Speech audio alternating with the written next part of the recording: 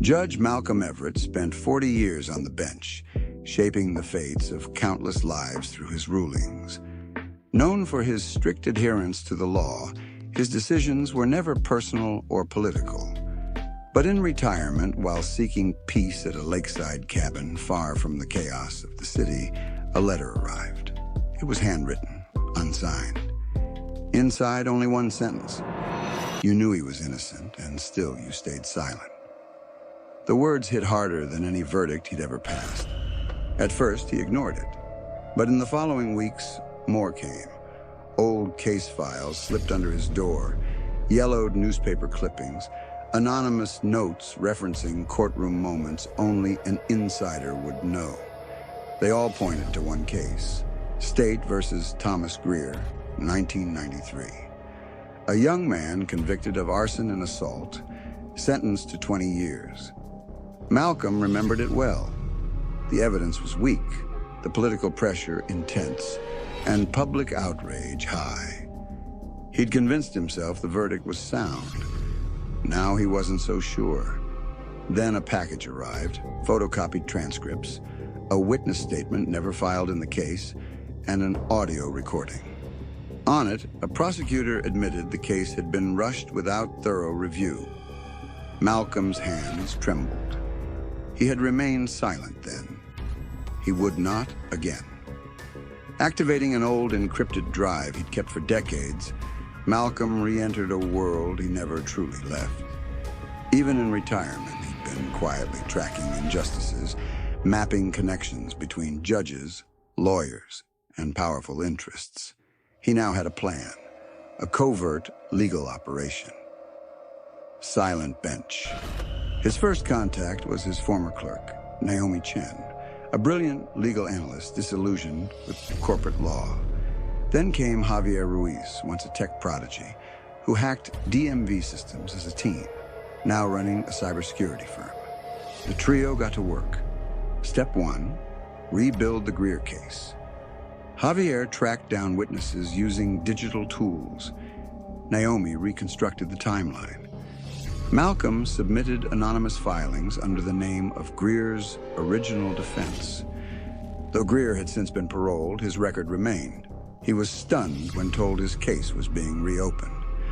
But Malcolm wasn't stopping with one case.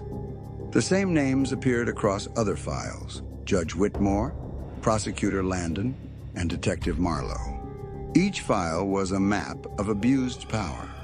As media began picking up Greer's story, Malcolm leaked documents to a journalist friend under the condition of anonymity. A podcast series, Buried Truths, went viral.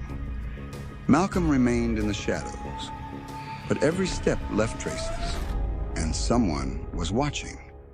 An ex-prosecutor named in several files hired a private team to uncover the leak's source. Naomi intercepted a threatening message. Find the source. Silence them. Time was running out.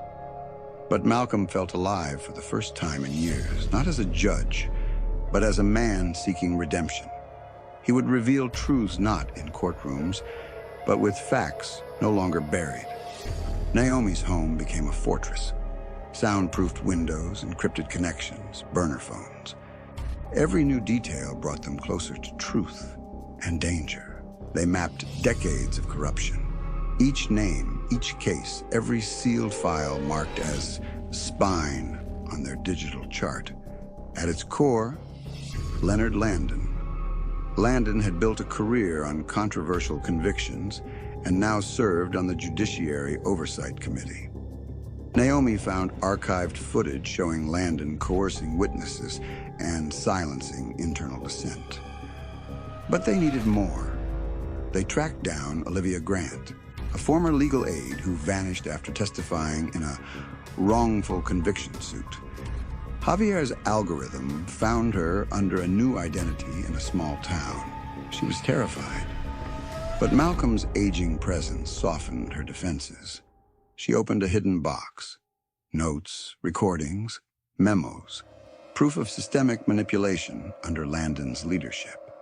She had tried to speak out before. Files disappeared. Supporting lawyers were dismissed or silenced. Malcolm promised protection. Olivia agreed to testify anonymously. Then, Javier's systems detected a cyber attack, someone attempting to breach their cloud storage. Silent Bench was now a target. Javier set traps, redirected logs, and moved operations to the dark web. A week later, Naomi received an unmarked package. Inside, a disposable phone and a message. "If you don't stop, you're next." They knew this threat was real. Their enemies were powerful, well-funded, and immoral. But they had a weakness: secrets. And secrets, once exposed, can't be buried again. The night before Greer's hearing, Naomi prepared a legal bombshell. Olivia's documents were validated and encrypted, sent anonymously to the Attorney General and major news networks. The next day, headlines exploded. Greer's case connected to decades of misconduct.